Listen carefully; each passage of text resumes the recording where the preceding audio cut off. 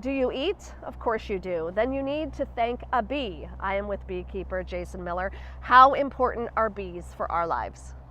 Really important. They're vital to our ecosystem and our food chain. 1 in 3 bites of food that we consume requires insect pollination. So that's everything from the almonds, where our bees were just pollinating, to the prunes, where we currently are, and we're headed up to the Washington apples. So there is a wide variety of healthy fruits, vegetables, and other crops that require insect pollination.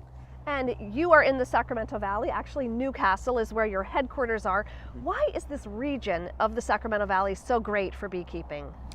You know, it's really well located. We have so many different varieties of crops in the area that our bees are able to pollinate. And then the natural abundance that exists here is like nowhere else. All the rainfall, the biodiversity that we have just is heaven for a bee in the spring.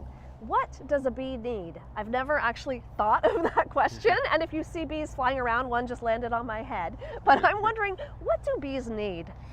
Yeah, so they need a diverse diet of pollen and nectar coming.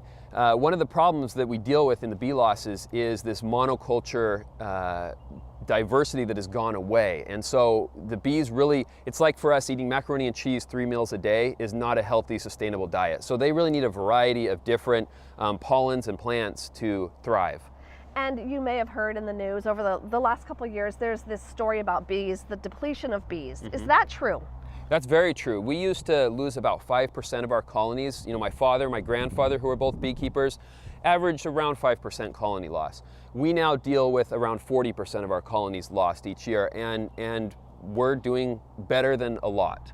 And why is that? I know it's complicated. It is very complicated, yes. You know, I boil it down to 3 reasons, the 3 Ps I call it. We have poor nutrition, pathogens and parasites, and pesticides. So those 3 things, it's kind of death by 1,000 cuts for the bees.